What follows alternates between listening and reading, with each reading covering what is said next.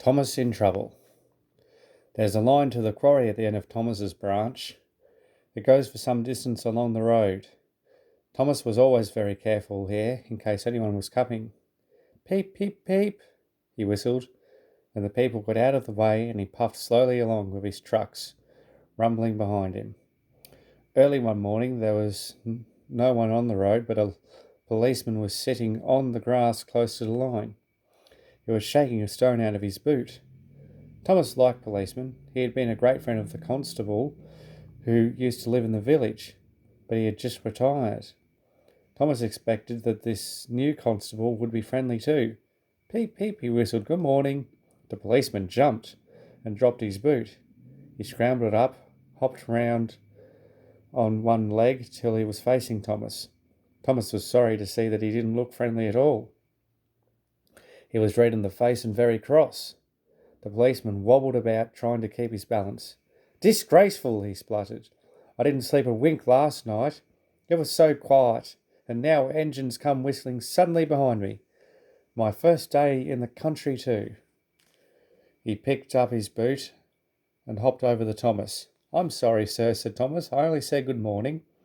The policeman grunted, and leaning against Thomas's buffer, he put his boot on. He drew himself up and pointed at Thomas.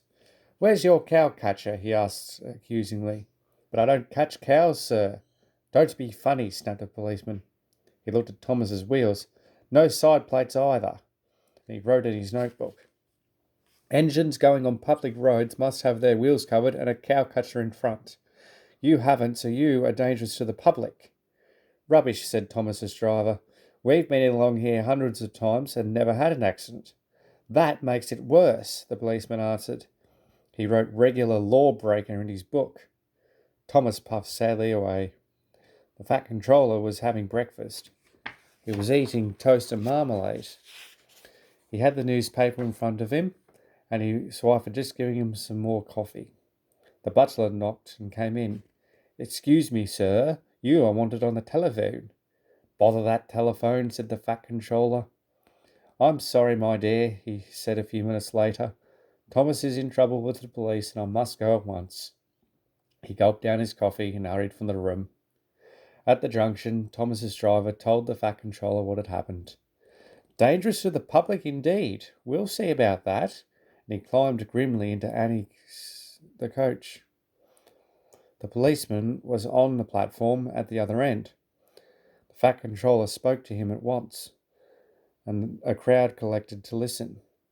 Other policemen came too, to see what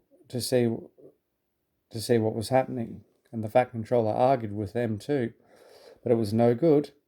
The law is the law, they said, and we can't change it. The fat controller felt exhausted. He mopped his face.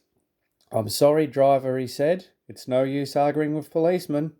We will have to make those cow-catcher things for Thomas, I suppose.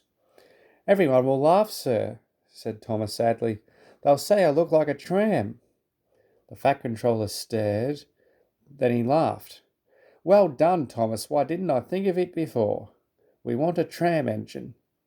When I was on my holiday, I met a nice little engine called Toby. He hasn't enough work to do and needs a change. I'll write to his controller at once.